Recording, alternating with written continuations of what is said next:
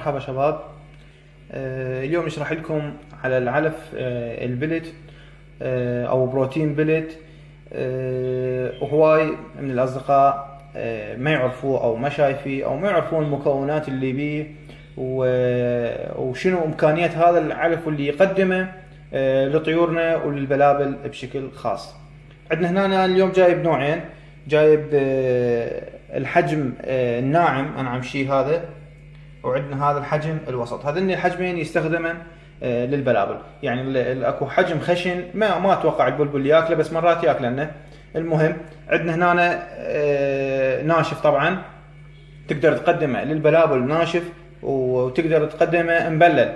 احنا هنا نحكي هسه على الكبار بالبدايه، بالبلابل الكبار اذا ناشف افضل، انه ما راح يخرب، يعني قد ما تبقيه بالقفص راح يبقى باقي. اما اذا مبلل يومين وثاني يوم او ثالث يوم راح يصير به ريحه وتضطر لازم تبدلها. هاي بالنسبه للبلابل الكبار. عندنا البلابل الافراخ الصغار تضيف عليه بس مي شويه، تسويه عجينه، بس عجينه متماسكه ثخينه حتى لا توسخ البلبل، وتطيء لهم بالاسرنجه. وان شاء الله راح اشرح طريقه توكيل الافراخ بالطريقه الصحيحه بفيديو اخر. احنا هنا بدنا نشرح بس على البلت. ليش؟ لان اكو اغلبيه الاصدقاء مواد الخلطه اللي شرحتها قبل مال الشوفان والسميد والسريلاك بالاضافه الى البلت ما قدروا يسووها، لان اكو يقول مواد غير متوفره يمنا. فنضطر احنا ان نقدم بس البلت لهن كوجبه لا باس بها ومتكامله طبعا. ونقدر انه بعد ما نعطيهن اكل غير الخبز او التمن، هاي كل الشغلات ما نعطيها، بس نضيف بس الفواكه للتكامل الوجبه. خلينا نشرح لكم اليوم ايش يحوي البلت.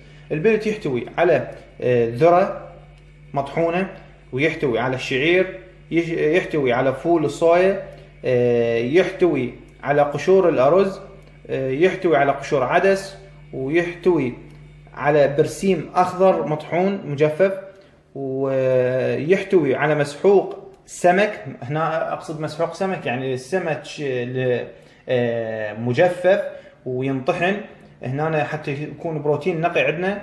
ومسحوق دم، طبعا هنا هاي المسحوق دم معدل طبعا، يعرفون المعامل شلون يشتغلون به لاضافه البروتين طبعا والحديد للبلد. وقمح يحتوي، ويحتوي على مسحوق عظم. هنا كالسيوم، يعني ايش راح يصير عندك كالسيوم نقي 100%، لان هو مسحوق عظم ومطحون. وعندنا حجر جيري، هنا حجر جيري ايضا للكالسيوم مفيد. وعندنا ملح طعام، الكل يعرف فوائد الملح للطيور. وهاي هسه قلنا لكم بيها كل المواد اللي يحويها هذا العلف البسيط البروتين واللي سعره مناسب وموجود. عندنا احنا بالعراق نسميه بروتين بلت، باقي الدول العربية يسموه علف الدجاج. قلنا اللي ما يقدر يسوي الخلطة او المواد غير موجودة اللي شرحتها سابقا، خلطة الشوفان والسميد والسريلاك بالاضافة للبروتين، يقدر يستعين بس بالبروتين هذا البلت. عندنا الحجمين الناعم وعندنا الوسط. واكو شغلة اركز بيها، اكو نوعين، نوع بثوم ونوع بدون ثوم. احنا هنا هذا النوع ابو الثوم، للاضافة يعني مضاد حيوي ومطهر عام من البكتيريا والفطريات. ان شاء الله وصلت المعلومة. تحياتنا لكم.